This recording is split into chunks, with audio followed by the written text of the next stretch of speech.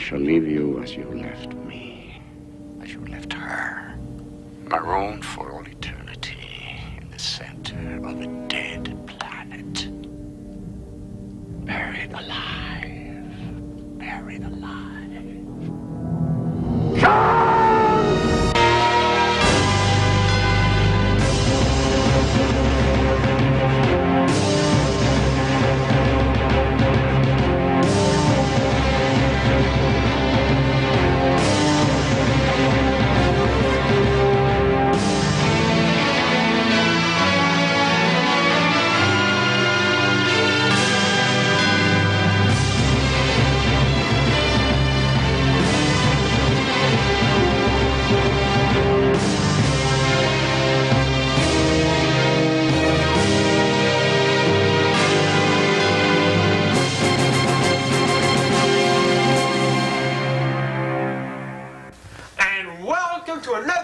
Of Luke's Box Office right here on CUTV. I'm your host Luke, and this week we have a great show for you. We're talking about my favorite subject, which is Star Trek. Yes, Star Trek. More specifically, these Star Trek movies, and that will be coming up a bit later. But first, here is Lee with Screamers.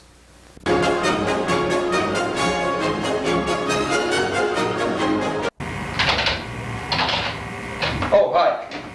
Welcome to Lee Boyle's movie review on Luke's Box Office.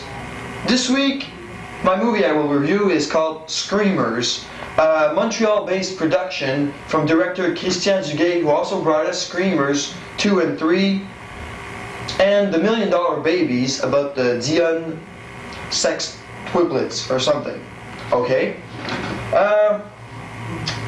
First of all, I'd like to deal with our beloved Gazette critics, okay?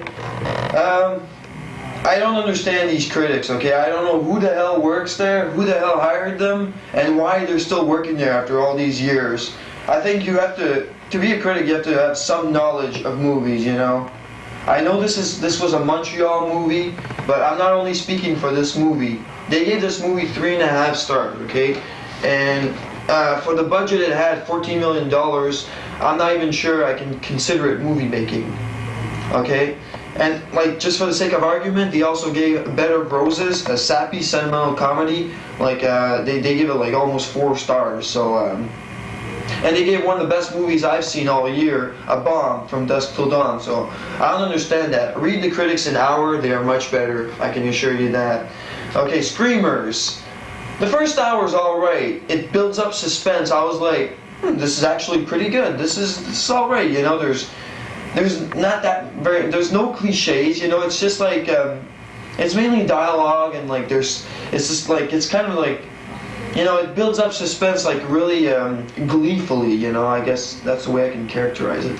But the last hour falls in every cliche you can ever imagine in the book, you know, and it gets so stupid, like people were just laughing, and I don't think laughter is one of the things you're supposed to be doing when you're watching a sci-fi movie, you know what I'm saying? The film stars Peter Weller, aka RoboCop, and Roy Dupuis. I won't talk that much about Roy Dupuis because every time he said a line in this movie, he's a famous Quebec actor, but every time he said a line in this movie, people would start laughing. Okay, the movie is said to have good special effects. I don't know where they were, I didn't see them. Okay, like I read in Hour that, or in the Mirror, that some Paramount executive said that this movie looked like it cost $40 million. I guess that's the same kind of guy who produced Waterworld. I'd like to end on the note that I don't understand. It's all right, I guess, for a Montreal-based movie, but you know, for $14 million, like I think like the script should have been better, and the story based on Philip K. Dick, the short story, the guy who wrote Total Recall and Blade Runner. I think it should have been like more developed by a guy because it was developed by a guy called Dan O'Bannon, who brought us Alien. So I must say it's a true disappointment, and I give this movie only $2. It's the lowest one I've ever rated, but you know, Better luck next time, Montreal. Well, that's all for today. I'd like to thank my cameraman right now, Frank Morissette. No, he's not the cousin of Alanis Morissette, as some people may believe. And see you guys later. Okay, great, thanks Lee, and I will not be seeing that movie. Okay, now here is a preview of an upcoming movie. People, this is golf! I'm Bob Barker. Looks like you and I are going to be playing together today. This guy sucks. All right, let's go. Universal Pictures presents Adam Sandler The price is wrong, Bob. as golf's missing link, Happy Gilmore.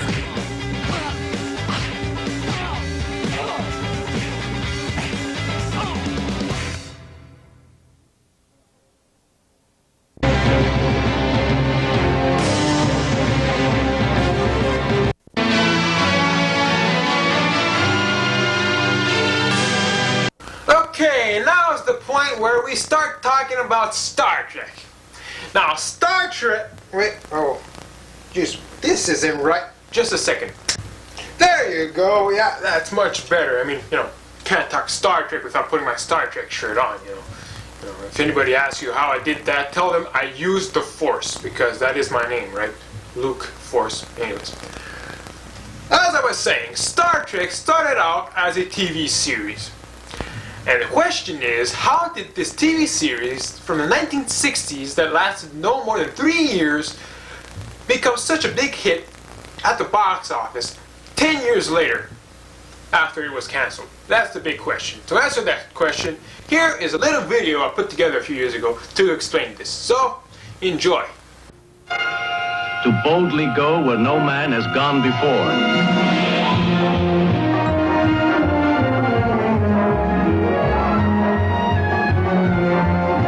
Star Trek repeatedly broke new ground with its futuristic portrayal of life in outer space.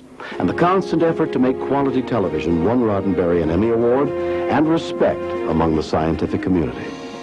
But despite the unheard-of mail campaigns from dedicated fans, the series made its final voyage on June 3rd, 1969, after a total of 79 episodes.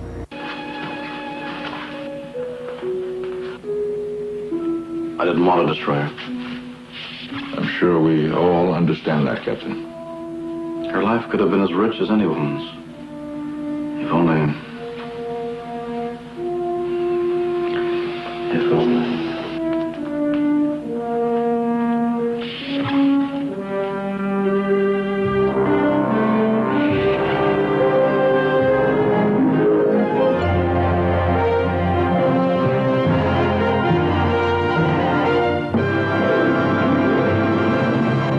And then we got this. 10 years had spanned between the end of the series and the first movie.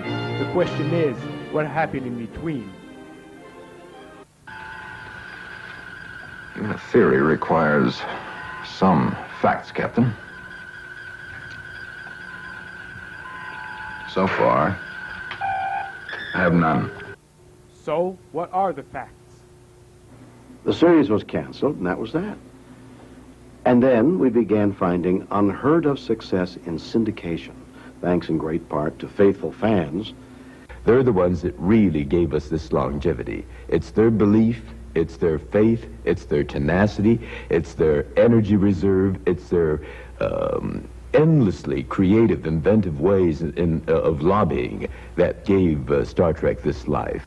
Fans of Star Trek were multiplying so fast that the creator of Star Trek, Gene Roddenberry, decided that he should do something to bring these people together, and it came in the form of a convention. First convention that Gene Roddenberry and his wife went to in New York City, they expected 300 people and got about 3,500. The next convention was also held in New York City, 73 I think it was, and they had something like 8,000 people there. Right? Now, eventually, that number went up to 32,000. We're amazed that there's so many people here that feel the same way we do about Star Trek. Yes. I cannot believe it. We thought we were going to be the only two. And her husband was telling her, you are crazy. You're going to be the only person down there. But obviously, we're not. Because the conventions were such a big success, the producers of Star Trek decided to make a second television series, this time in the form of animation. The cast of the live television series dubbed their voices over their animated counterparts, and a total of 22 episodes were produced. But although the animated series were good, they could not replace the live-action episodes. So, rumors were flying about of a second Star Trek series, or possibly a Star Trek TV movie. Finally, Paramount decided to start their own fourth network to compete against other networks, including NBC, that had canceled the original Star Trek series, with their primary series called Star Trek Phase 2. The original cast members signed on, with the exception of Leonard Nimoy, who was busy making a play. 3 new cast members were to sign on, including a Vulcan science officer to replace Spock on the Enterprise. It is my intention to be on that ship following that meeting. Report to me in 1 hour. Commander Decker was to replace Spock as first officer, and because Chekhov was promoted to chief of security, a new navigator was needed, and she came in the form of a Deltan woman called Ilea. Changes were made in the way the crew approached the mission. For instance, in the old days, Kirk would always lead the away team, which did not make sense, since the captain's place is on the bridge. So in the new series, Decker would lead the away teams, and Kirk would stay aboard the newly designed Enterprise. Shows were written, and everybody was ready for another 5-year mission. And then this happened.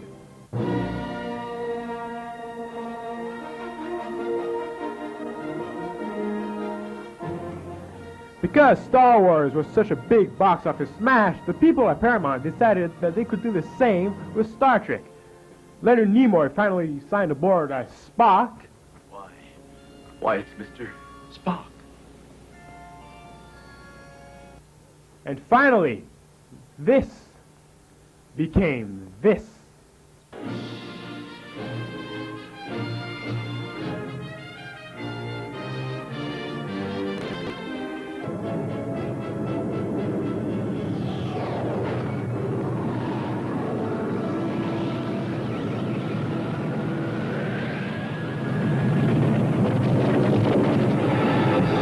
It's on a precise heading for Earth.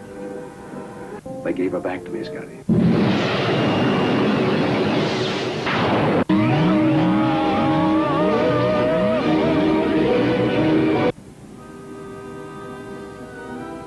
Feature.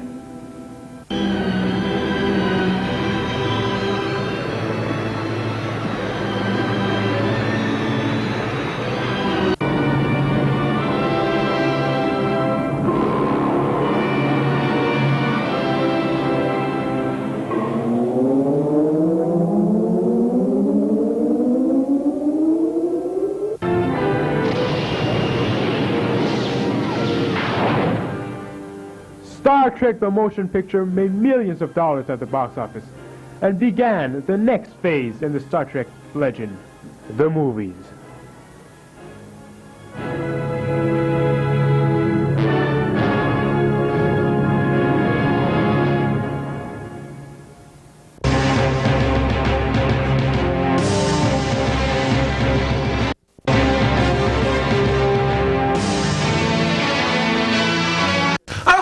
So the TV series became a movie. So how did the movie do? Star Trek the motion picture, the first one, was made in 1979, and it made over $100 million at the box office. Now the question is, why? Because this movie, if you look at it now, you will find that it's very boring. Unless you're a Trekker like me, you will find that it's very boring, and you will say to yourself, it's just a bunch of people looking at the screen all the time, and looking at these incredible special effects that really go nowhere. Well, that might be true. the thing is that throughout the 70s, like I was telling you in that video, people were screaming for more Star Trek. They wanted more Star Trek. So when the time came for Star Trek the Motion Picture to come out, they were so thrilled with it that they went to see it again and again and again and again until such time as it grossed over $100 million, something like $104 million gross. So that's why it made so much money. But the movie itself is not that great. Aside from a good score, it's not really a Star Trek movie. So, after Star Trek 1 was made, they decided to start over again and make Star Trek 2, The Wrath of Khan.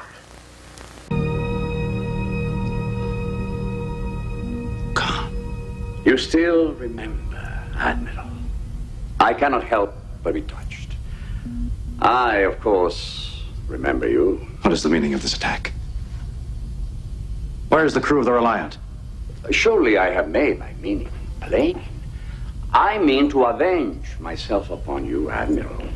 I've deprived your ship of power, and when I swing around, I mean to deprive you of your life. But I wanted you to know first who it was who had beaten you. So, yes, there you have it, Star Trek 2, The Wrath of Khan. It was a much better movie than the first one. It didn't generate as much money. It generated $82 million, something like that. But it was a much better movie than the first one, and for the first time since the end of the first season of the TV series, Star Trek was back on track. Now, they were going to continue with the series. So, the next movie is Star Trek 3, The Search for Spock. Why is it The Search for Spock?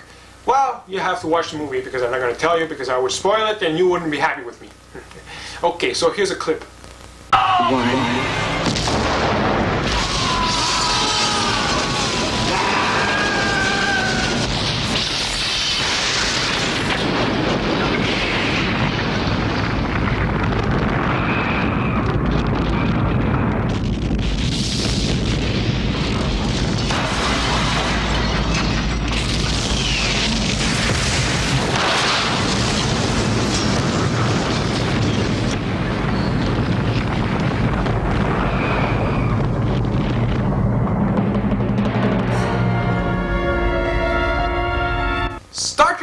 The Search for Spock was a pretty good movie. Not as good as the second one, maybe, but definitely better than the first one. And now, after 3 movies, you know, nothing was stopping them, they decided to go for it, go for Star Trek 4, The Voyage Home.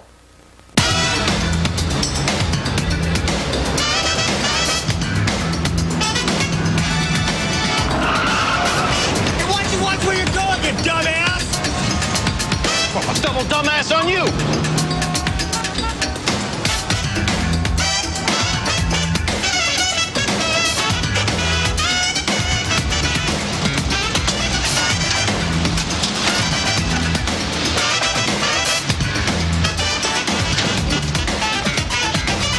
It's a miracle these people ever got out of the 20th century.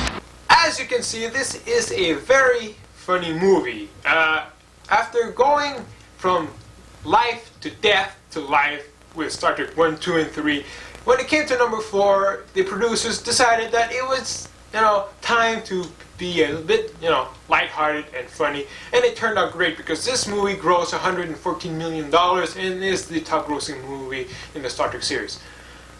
So with this kind of money, how could they stop there? So they decided to go on with Star Trek V, The Final Frontier. The only problem is they hired William Shatner as the director. Now, Shatner might be good as Kirk. His acting is, you know, So when it came to directing, I asked myself, why this guy? But, you know, they gave him the job, and it turned out to look something like this. Kirk to Scott. Lower shields. Lowering shields, huh?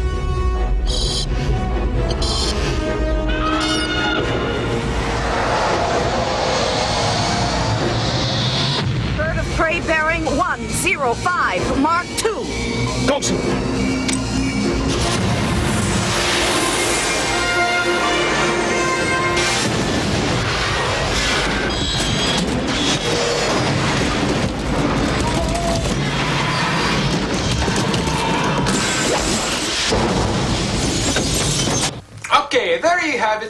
Trek V, The Final Frontier. Now, it's not that great a movie. In fact, it would have happened much better if it would have been a TV movie, maybe. But as a theatrical release, it left a bit to be desired. It did gross $52 million, however. It cost $30 million, so it grossed $22 million in profit. And in Hollywood, that's not too bad. But after this movie, people started doubting if they would be a Star Trek VI. But sure enough, 3 years later, during the 25th anniversary of Star Trek, they came out with Star Trek VI, The Undiscovered Country. So, here it is. Where's that damn torpedo? She's ready, Jim. Lock and load. Fire.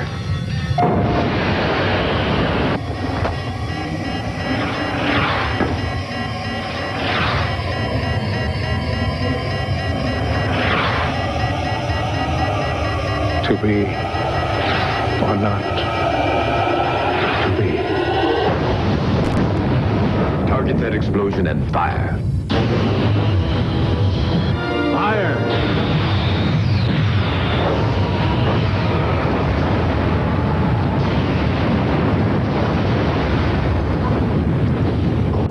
Alright, now Star Trek VI, The Undiscovered Country is a pretty good movie. It's one of the best movies of the Star Trek series.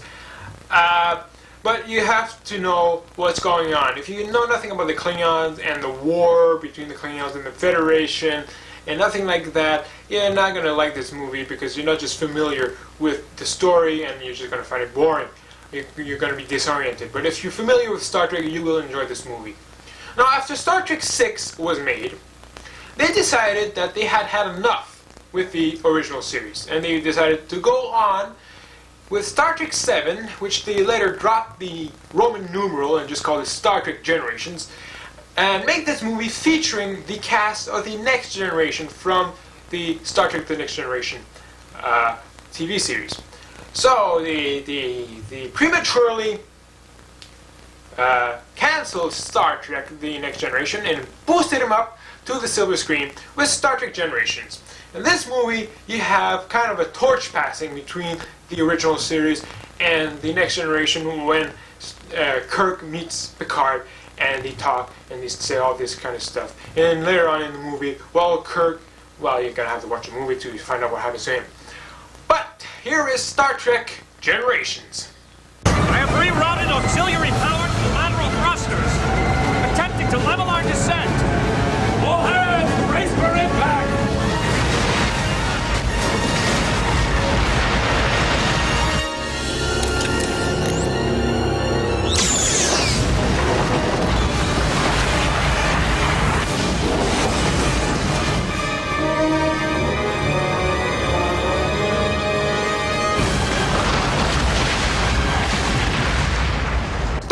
Generations is a pretty good movie. Last season on this show, I reviewed it and I gave it $6 out of 8. It's a good movie, but they can definitely do better. And they will, because this November they are coming out with the 8th movie in the Star Trek series, Star Trek Resurrections. There it is, ladies and gentlemen, the working title for the next Star Trek movie, Star Trek Resurrections. So, stay tuned for that. So here are the ratings for Star Trek movies.